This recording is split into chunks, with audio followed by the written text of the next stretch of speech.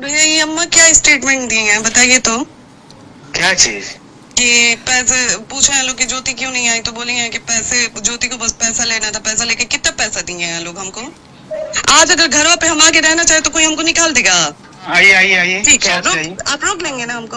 अरे मैं धरा ना यार, फालतू मत मत बोलो, धरा। उनके घर पे जब जाने की बात करती थी तो ये उनके उनके भैया रानू जी हैं, उनका ये।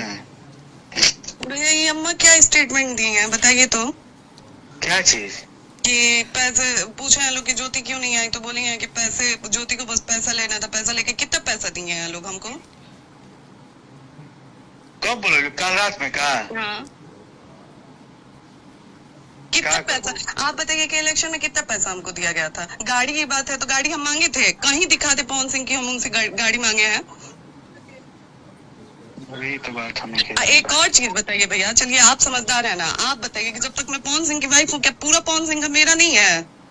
आज अगर घरों पे हम आके रहना चाहे तो कोई हमको निकाल देगा।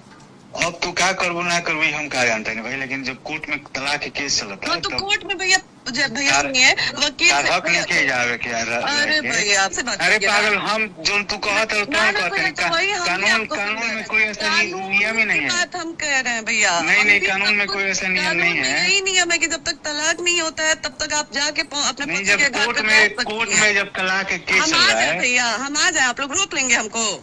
आइए, हम आ जाए, रोक लेंगे हमको। हाँ आइए आइए आइए, ठीक है, आप रोक लेंगे ना हमको। अरे मैं धरा ना यार, फालतू मत बोलो, धरा। ज्योति इतना काम मत हमारे से मत करो, ठीक है ना? फोन मत काटिए आप क्यों नहीं काटे हैं? क्यों काटे